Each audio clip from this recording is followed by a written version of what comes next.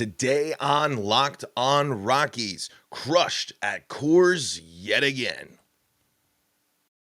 You are Locked On Rockies, your daily Colorado Rockies podcast. Part of the Locked On Podcast Network, your team every day.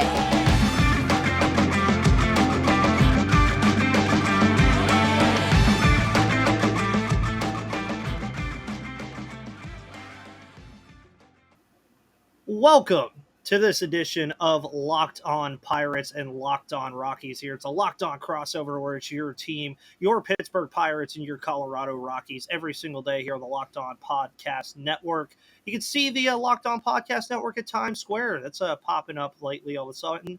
And Sirius XM alongside some of your radio broadcasts that will be popping up pretty soon. Today's episode is brought to you by FanDuel, eBay Motors, Ultimate Baseball GM. And depending on when you're listening, it could also be brought to you by Built Bar. Never really know. It'll come out when it comes out for you, but you will be having it on your airwaves on YouTube, Spotify, Odyssey, Google Play, or wherever you get your podcasts. My name is Ethan Smith, the host of the Locked On Pirates podcast, and obviously we're talking Rockies Pirates here, and I'm going to obviously be in a much more cheery mood than my counterpart over here, Paul Holden.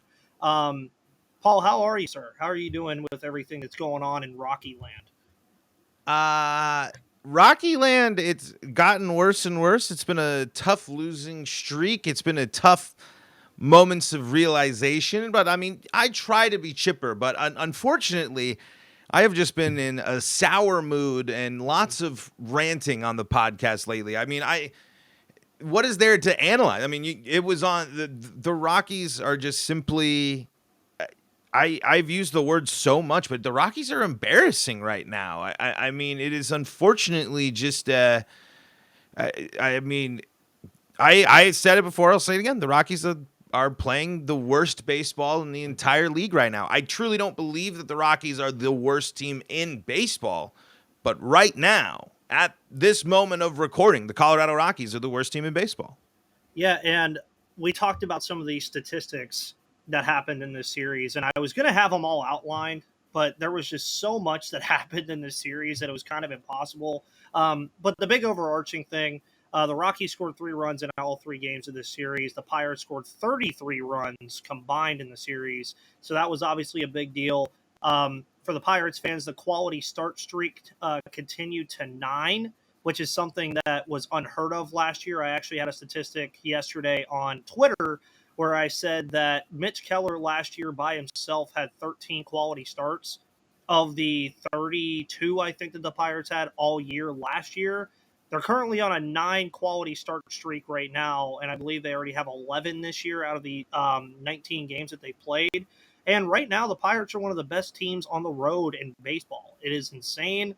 This is not the start that any of us expected, especially with losing O'Neal Cruz last week, which really any baseball fan was just really upset that happened. But as I told you, Paul, before we started this is my 3rd year at Locked On, 3rd year on the Pirates podcast. And year 1 was that 2021 season where I had to cover Josh Bell getting traded. I had to cover Jamison Taillon getting traded. I had to cover Joe Musgrove getting traded. And Brian Reynolds and Adam Frazier were the only bright spots on this club outside of Key Brian Hayes, who then broke his wrist in the second game of the year. I've said it to you before that the Rockies, as currently constructed, really remind me of that Pirates team, because you were telling me about some of the prospects that you guys are looking forward to, some that are already here, but also the fact that you have some guys like Mike Moustakas on this roster, which makes no sense to me whatsoever in terms of the current structure of your roster. But for Pirates fans that may not know, where do you think most of this struggle comes from? Because obviously we're very accustomed to it. We've only seen 4 winning seasons in the last 25 years. So we're very accustomed to being in the spot that the Rockies are in right now. But what would you say is the biggest issue that is going on with the Rockies and why the Pirates are able to do what they did over the last 3 games? I don't have any confidence and faith in the front office of this organization. You mentioned there's a key word and a key difference and that I mentioned. You said trade, underline trade. The last big trade the Rockies made was the Nolan Arenado trade, and the ghost of that loomed over this series greatly. Austin Gomber pitches in the series finale and lets up 9 runs in 2 innings. Another bad start for him on a long list of bad starts. Not only did Austin Gomber get lit up, I don't have the stat, but it's 10 plus balls hit over 100 miles an hour off the bat. The Pirates came out in this finale swinging literally, and even their outs were loud. And the player, the big prospect in the trade of Nolan Arenado is Luis Montero, and he was just benched for Ryan McMahon to move back to third and them to go to Alan Trejo at second. Alan Trejo deserves playing time. It's no slight to Alan Trejo here, but Luis Montero was the big piece. Austin Gomber has shown us enough where we know what it is he's capable of. He is not a starting pitcher in this league anymore. The plain and simple. He needs to be in the bullpen. His curveball doesn't have the movement that he has to do. So the Rockies need to move on from everybody that isn't a young player. The Rockies are way older than you think. The Rockies need to let Charlie Blackmon retire. They're going to be Charlie. You mentioned the 2 vets that should stay around for the Rockies are going to be Charlie Blackmon and Chris Bryant. No one's going to touch Chris Bryant's contract. That might change because Chris Bryant has actually, played well, but he just hit his first Coors Field home run, and then and Chris Bryant's played in 60 games for the Rockies now in year 2 of this contract. It all stems back to, honestly, failing to sign DJ LeMahieu. That's where it started. The Rockies had something special. The Rockies had the pieces, and they knew they had these pieces. But they've let the good ones go. And this starting pitching has no depth. They have, and there's no energy. There's no confidence. I mean, and that goes to the top. I used to not be as critical, but of Bud Black, because I don't necessarily believe too much in like managers having like this crazy role. But Bud Black's supposed to be a pitcher's manager, and the pitching has only gotten worse. And they have continued to make the wrong mistakes and not bring back pitchers. I mean, it's just mistake after mistake after mistake after mistake. So I don't see the Rockies as the Pirates, because the Pirates have decided the Pirates use the word rebuild. The Rockies literally won't. They have said they are never rebuilding. That's never their plan. So the Rockies are more content with mediocrity than they are. But my stat for you, Ethan, from the series here today, and I will put the star on it. It's a Wednesday day game against the Pirates, and you and I are both realistic about that. But the crowd today at Coors Field for the finale against the Pirates, 18,511, the lowest in more than a decade. There's no interest in this team. There's no reason to watch this team, and there's no identity to look for the future. You mentioned multiple prospects that are exciting and fun and cool. The Rockies need to see more from their prospects, and on top of that, they don't have anyone that's going to come up and pitch for this team. They lost out on this rotation and these pitchers that they built. John Gray's not here. Antonio Senzatella's hurt, and I'm still confident in Kyle Freeland and German Marquez. Kyle got lit up in his last start. I believe that was first game against the Pirates. Was it not, or was that the that was the first game, actually, because I remember looking at it that he had like a 0.91 ERA entering the game. And I was like, okay. Yeah, Kyle Freeland has had 3 of his 4 starts have been good starts for the Rockies. And you know what? Sometimes it happens. You get lit up. I'm more confident in Kyle Freeland. So there are bits and pieces to be excited about, but there's no real identity. There's no real direction. And if you're benching the big prospect in the Arenado trade and nothing's paying out, I mean, you didn't trade Trevor Story. You didn't trade John Gray. You didn't trade Carlos Estevez. You didn't trade DJ LeMahieu. You didn't trade any of these players, and you call yourself a draft and develop. Mm-hmm. Why aren't you letting the young guys play? Yeah, and why? I mean, and a prime example. I've kind of went off there, so I'll end on this. The Rockies are the biggest mistake the Rockies can do if they continue to lose, because I guess it's early enough to say that, yes, maybe they can turn it around a little bit and get back to more of what they think is their goals for the season. But how much more time are you willing to give CJ Cron and Mike Moustakas and Jerkson Profar and these players over your young prospects? will the Rockies actually just rip off the Band-Aid and say they are going to embrace a 100-loss season, which the club has never done that before. But lowest attendance number in a decade and the worst start in franchise history. Those are that's a recipe for 100 losses. Yes, and Pirates fans are all too familiar with having 100 losses, considering we just did it the last 2 years, and if the 2020 season would not have been short, they went 19-41, so you can take a pretty good guess that would have been 100 losses. Maybe something that could help the Rockies, especially with battling with the Colorado Avalanche and the Denver Nuggets right now in Denver right now, who are both doing great things. I actually had a joke today that the game today was just a pregame for the Nuggets playoff game tonight and like a reason to keep drinking after the Avalanche game last night. So lots going on in Denver right now, but maybe the Rockies need a Built Bar. Looking for a delicious snack but don't want all the sugar and calories, then you need the best tasting protein bar ever, Built. You got to try these. If you're like me and you want to have a healthy snack and you want better healthy snack choices, but you don't want to compromise on taste, well, you get Built Bars because they're healthy and taste amazing. Seriously, they taste so amazing you won't even think they're good for you. I'm not sure how Built does it, but these bars taste like a candy bar while maintaining amazing macros. And what's even better is that they are healthy, only 130 calories and 4 grams of sugar with a whopping 17 grams of protein. Now, you don't have to just go to Built.com. You still can if you want to, but you can now go to Walmart or Sam's Club, where you can still get your favorite specialty flavors at Built.com and Walmart and Sam's Club. So, 4-bar box of cookies and cream, a 13-bar box with all the hit flavors. Built Bar does it all, and you can still use code LOCKED15 to get 15% off of your order when you invest in the best protein bars on the planet. Tomorrow, or whenever, sometime this week, we're going to have Craig Toth here on the Locked On Pirates podcast. Paul, of course, you'll be doing your thing. I'm sure you're going to be previewing the next Rocky series. So what's in store for the Rockies for the remainder of the week and heading into the weekend? Rockies head to another team that has disappointed, I would say, for a lot of this. They head to a Phillies team, and it's, again, I think the Rockies are facing another situation that they faced last weekend. They're heading to an opposing team's ballpark for a get-right, looking for a team looking for a get-right series. Mariners crush the Rockies, and you can see a little bit more, people give a little more energy and boost to them because they, that's the sign of a good team, is when you handle when the bad team comes into town, you win that series. Even better if you sweep. And then it's a plus, like for a team like the Pirates to do that on the road. Those are the plus signs. The Rockies are facing a 10-game losing streak unless they can, take down another team that's struggling as well. But it's Rockies on the road. It's they're not going to have German Marquez back, and that thin starting rotation is going to be on full display again. And this Rockies offense is going to continue to sputter. I mean, if it changes, great.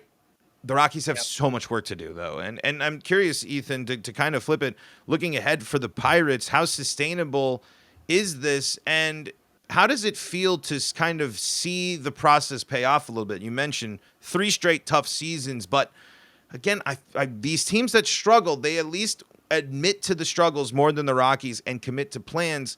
And right now, you're seeing why this can pay out. So I'm curious, looking ahead for the Pirates, is this sustainable, and is this the plan working?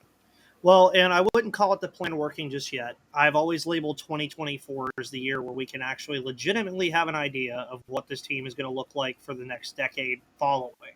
2025 has kind of been coined Pirates World Series 2025 because that's when you're going to have the likes of Eddie Rodriguez up here, who's already going to be up here this year, but then he'll be a veteran, almost a veteran at that point.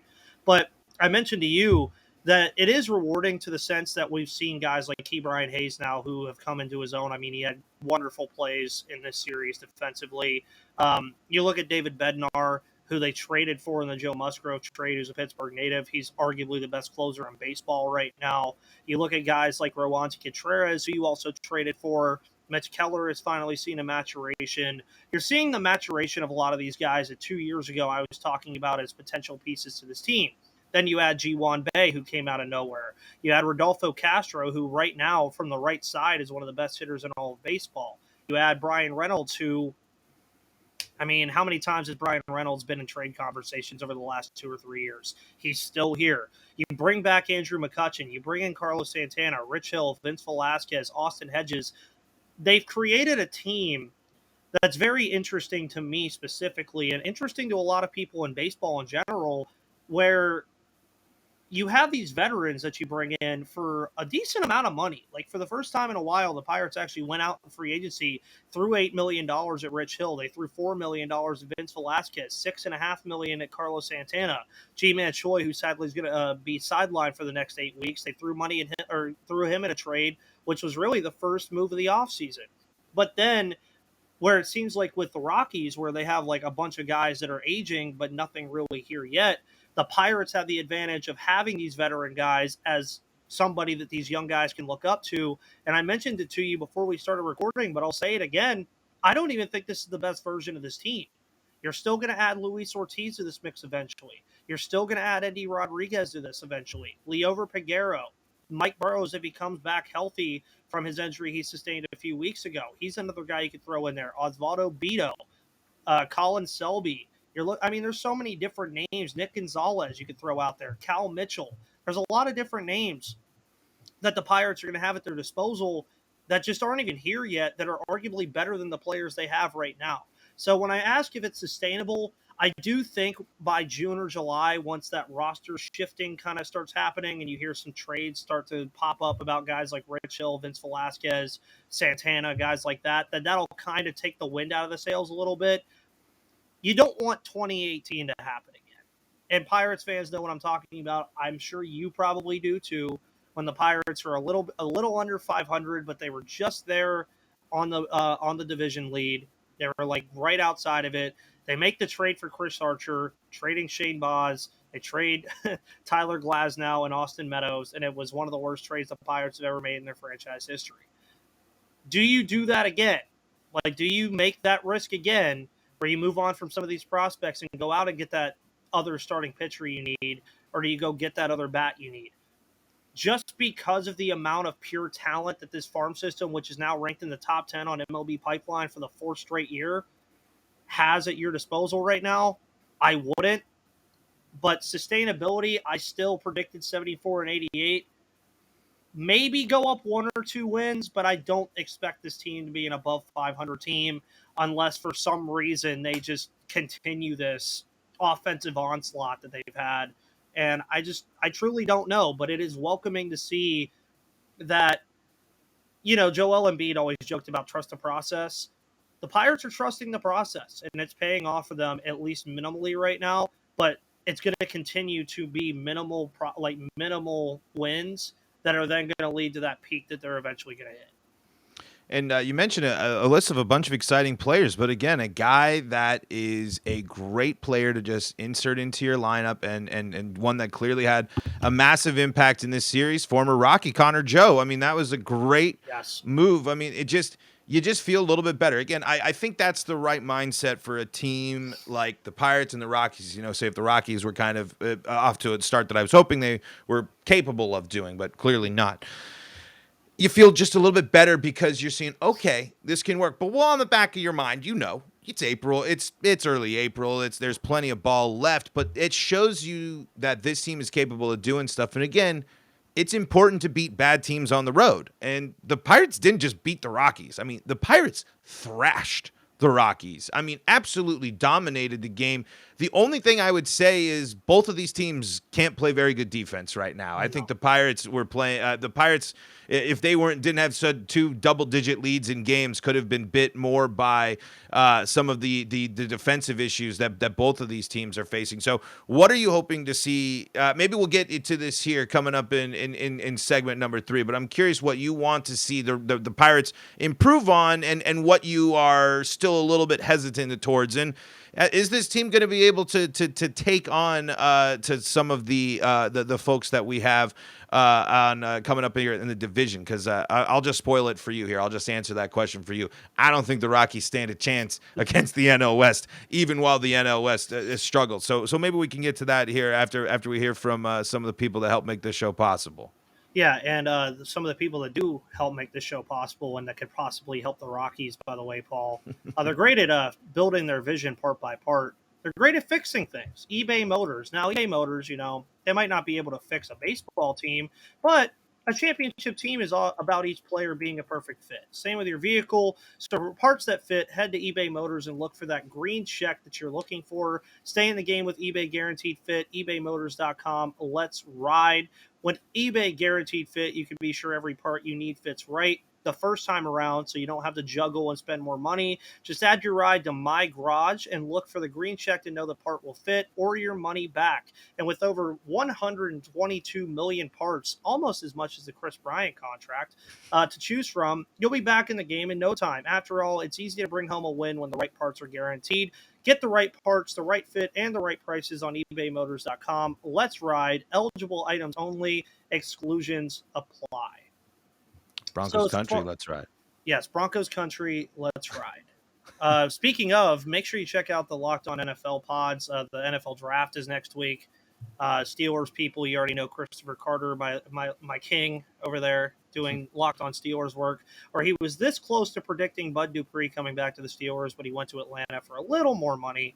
Obviously, he'll be talking about the Allen Robinson trade a lot this week. But you were talking about where the Pirates can improve. And in closer games, because I don't think that's a metric here in this series, really, outside of the second game.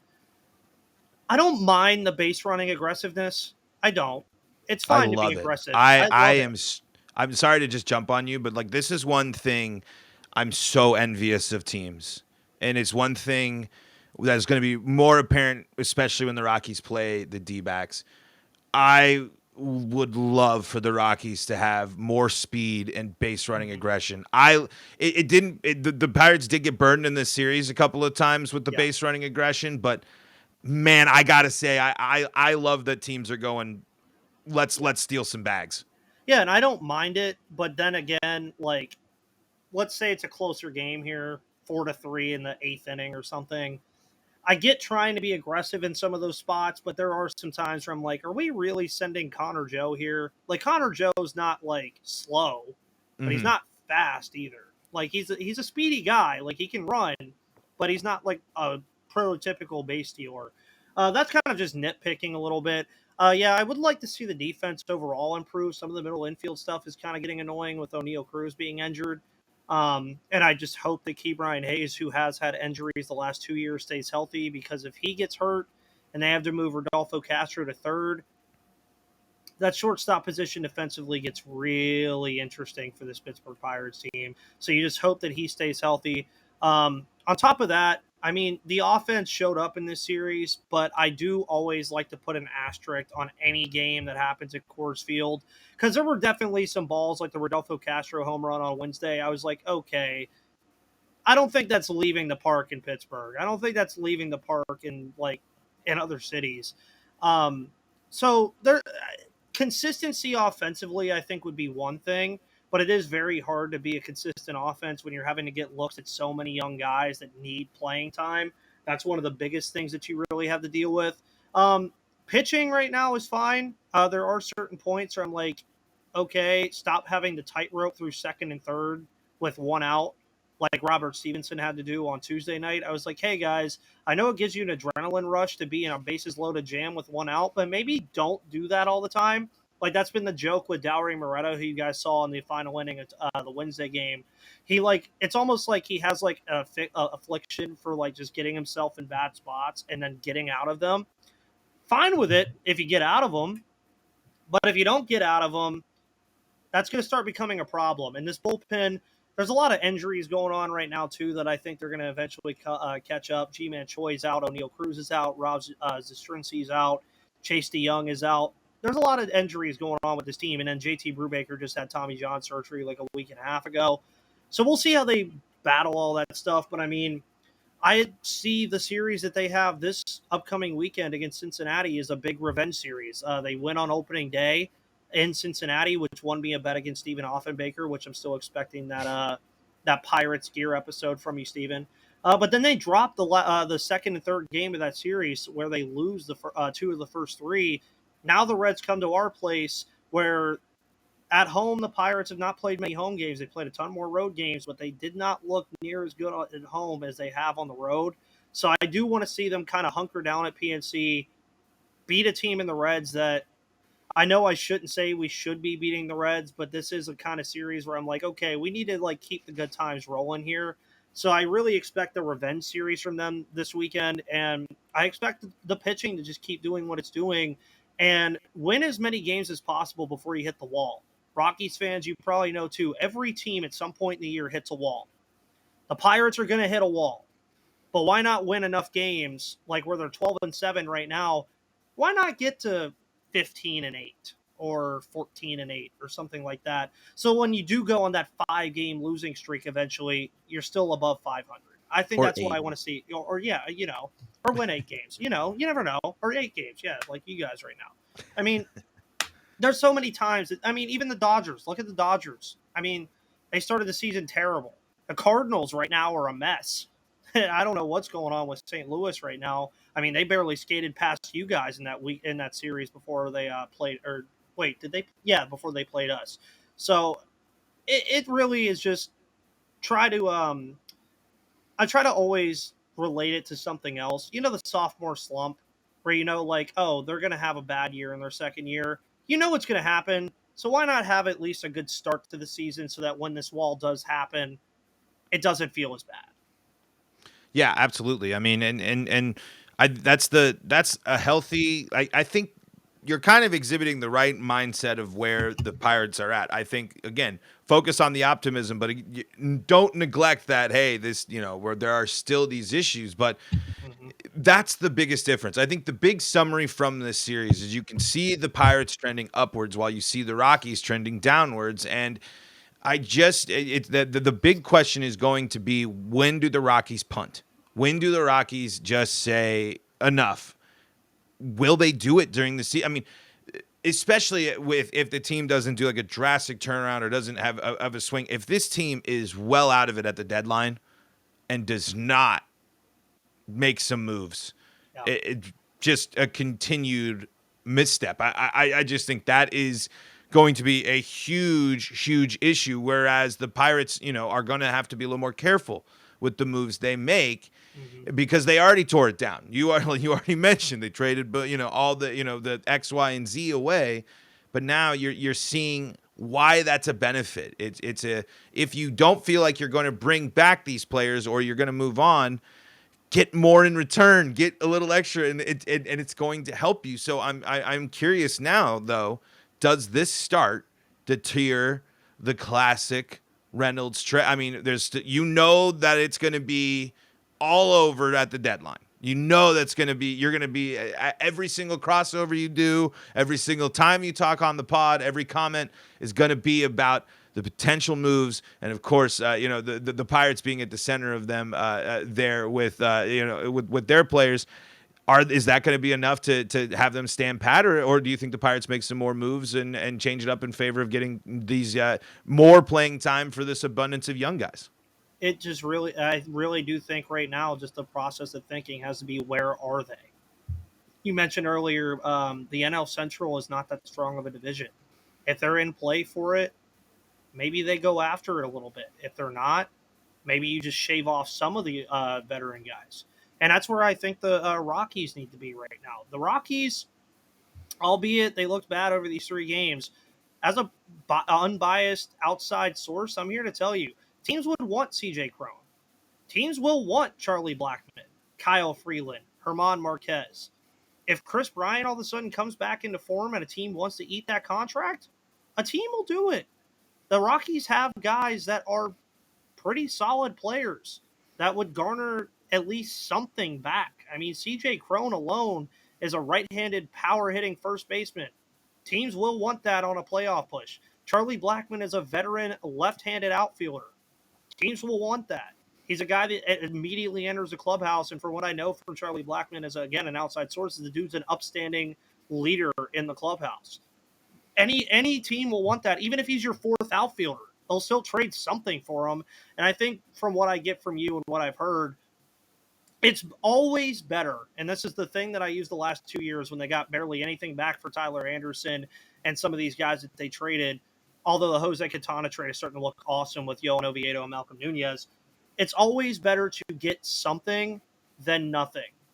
Pittsburgh fans can attest to this, and Los Angeles Rams fans can attest to this. You swap 7th-round picks to get Allen Robinson. It's always better to get something than it is to get nothing. And Rockies fans, I'm sure, you mentioned the Arenado trade earlier. I'm sure if they had a redo, they would redo that trade. They would redo that trade completely different, 100 different times, and it would probably still all those 100 times come out better than the way it did. But it is still always better to get something than to get nothing, Yep. especially in a sport where not only are you focused about the 26 guys that are on your roster, but the 50 or 60 that are below you that have potential to help down the road. Yeah, I mean, you nail it on the head there. I mean, and it's a prime example there with the Rockies in action at the trade deadline the past 2 years. To not get anything, you got your Rule 5 draft pick for Trevor Story, who you at the time could have easily flipped. The package of John Gray and Trevor Story to a playoff team would have gotten you a nice, solid, a nice pitcher and a power hitting shortstop, second baseman for in some instances for teams. But instead, nope, they walk in free agency, only Rule 5.